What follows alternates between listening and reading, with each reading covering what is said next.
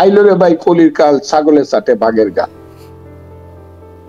এইসব ছেলে পেলের কথার উত্তর আমাকে দিতে হবে, আমি ফজলুর রহমানকে।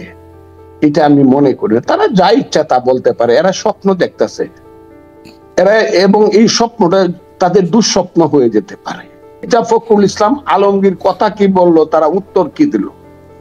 আমি একটা সুষ্ঠু নির্বাচন, একটা নিরপেক্ষ সরকার চাইলে পরেই তারা বলবে তারা 111 দিকে যাচ্ছে। 111 সময় ওর বয়স কত ছিল? 111 হয়েছে 2007 সনে, এটা হলো 2025 সন। কত বছর হইলো? আপনি 18 বছর। এই ছেলের বয়স 23 বছর, তখন তার বয়স কত ছিল? আমার কথাটা খুব বোঝার চেষ্টা করেন আপনি। এইভাবে বাংলাদেশটাকে ধ্বংস করা হচ্ছে। আপনি দেখেন এই সমন্বয়করা চুরি করতে গিয়ে ধরা পড়তেছে, ব্ল্যাক মার্কেটিং করতে গিয়ে ধরা পড়তেছে, বর্ডারে মাল পাস করতে গিয়ে ধরা পড়তেছে, এবং এমন একটা অবস্থা সৃষ্টি হয়েছে গ্রামে গ্রামে, কেউ জানে না যে এই ছেলেটা কোনোদিন পলিটিক্স করতো, হ্যাঁ, কার ছেলে কার ভাই কেউ জানেন। হঠাৎ করে গিয়ে ইউনূস সাহেবের সামনে গিয়ে বসলো, এই যে আমার কাগজ আছে, আমি সমন্বয়, আপনি আমার কথা শুনতে হবে। এবং ইউনূস সাহেবের শরীর কাঁপতে থাকে, ওসিএসপির শরীর কাঁপতে থাকে, ডিসির শরীর কাঁপতে থাকে। দেশটা কিন্তু আপনি দূর থেকে কইতেছেন বলে বুঝতেছেন না।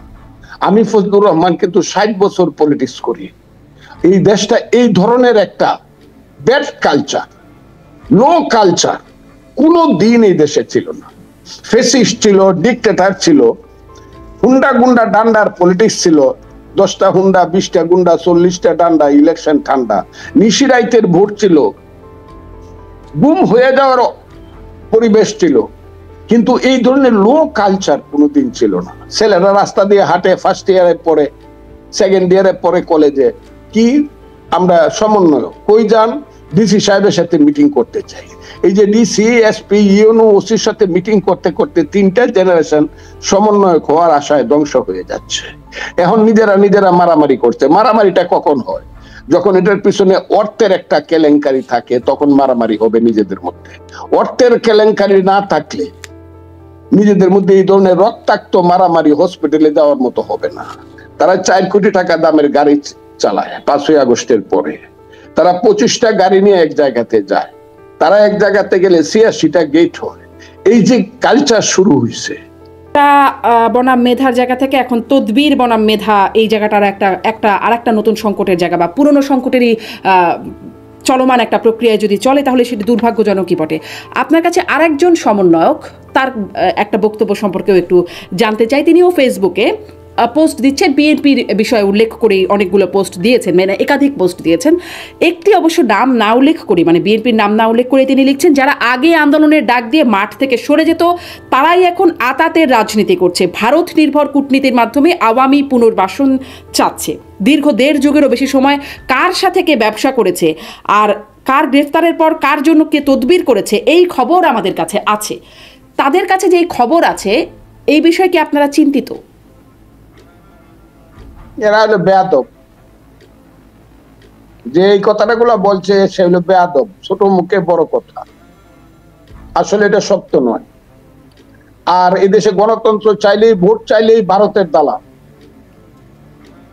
একটা কথা খুব সোজা, ভারতের দালাল। বড় যে ভোট চায় তাড়াতাড়ি, সে হইলো ভারতের দালাল, এবং এইটা শত মুখে বলা হয়। আমি আপনাকে বলি যে আপনি আমার সাথে ইন্টারভিউ করতেছেন, এইরকম ধরনের ফেসবুক ইন্টারভিউ, সমস্ত কিছু ইলেকট্রনিক্স মিডিয়াগুলো একটা দল এবং তাদের বর্তমানে এবং পূর্ববর্তী ক্যাডাররা দখল করে বসে আছে। কিভাবে বসে আছে আমি জানি না, কিন্তু বসে আছে।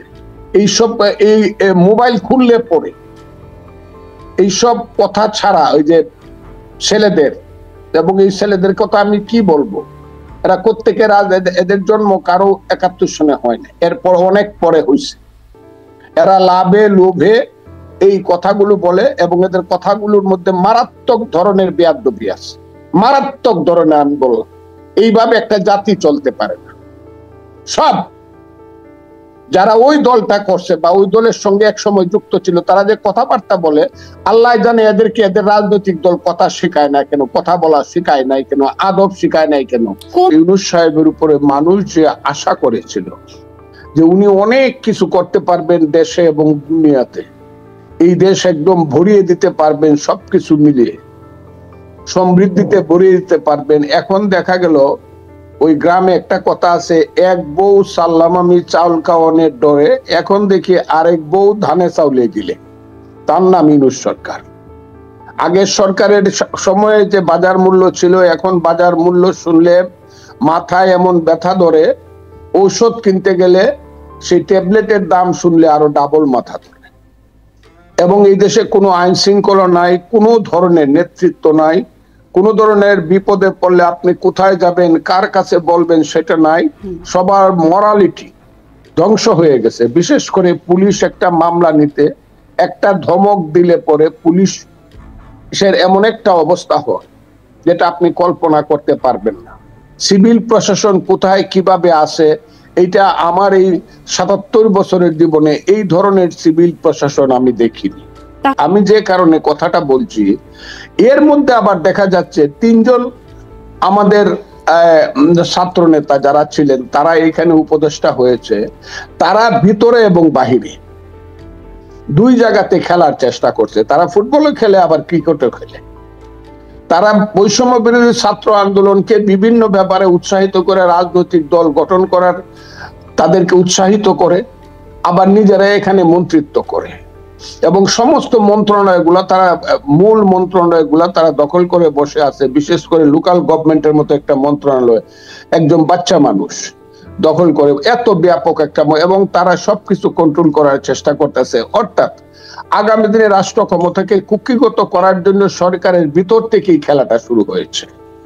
ডক্টর ইউনূস তিনি আগেই বলেছেন যে মানে সংস্কার এবং নির্বাচন ২৫ সালের শেষে বা ২৬-এর মাঝামাঝি একটা সময়সীমা দিয়েছেন। এর আগেও তিনি বলেছেন, আবার ২৩শে জানুয়ারি বিশ্ব অর্থনৈতিক ফোরামের সম্মেলনেও তিনি গিয়ে বলছেন যে জনগণকেই সিদ্ধান্ত নিতে হবে, তারা অল্প নাকি বড় ধরনের সংস্কার চান। বড় ধরনের সংস্কার হলে ২৬-এর মাঝামাঝি, আর ছোট সংস্কার করতে এবছরের শেষ নাগাদ লাগবে। মির্জা ফখরুল ইসলাম আলমগীরও বলছেন যে ন্যূনতম সংস্কার করে নির্বাচন চান।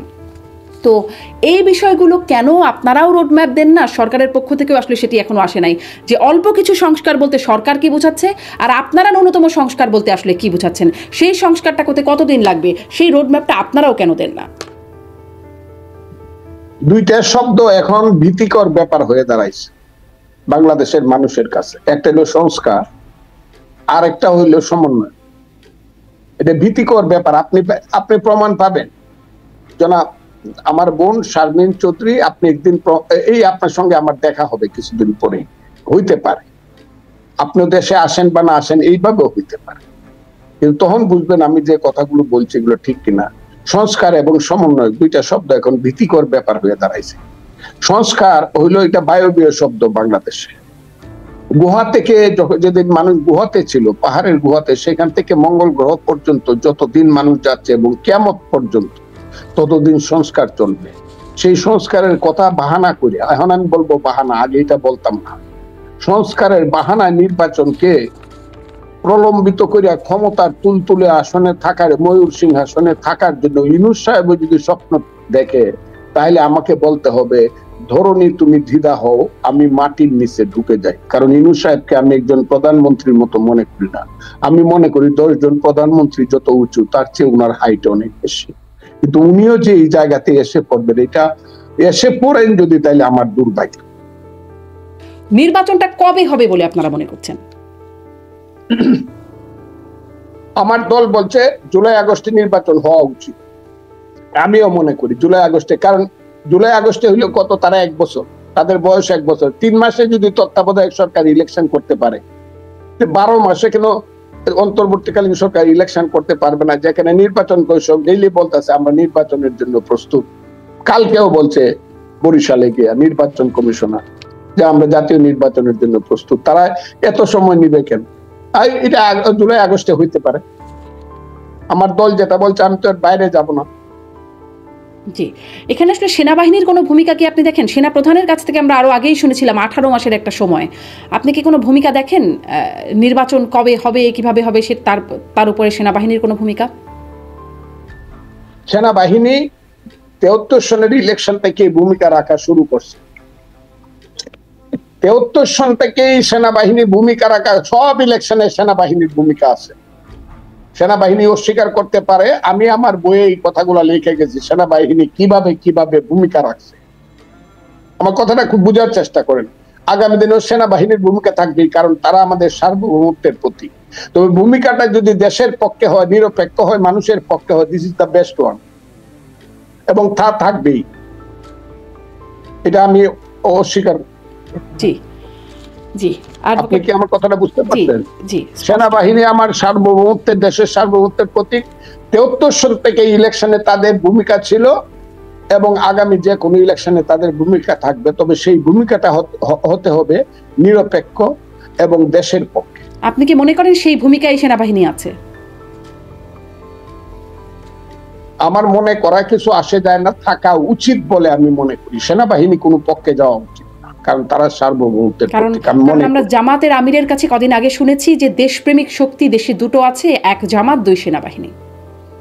জামাত সেনাবাহিনীকে ছোট করছে, কারণ জামাত মুক্তিযুদ্ধের সময় আলবদর রাজাকার সৃষ্টি করে দেশের সমস্ত বুদ্ধিজীবীকে হত্যা করছিল।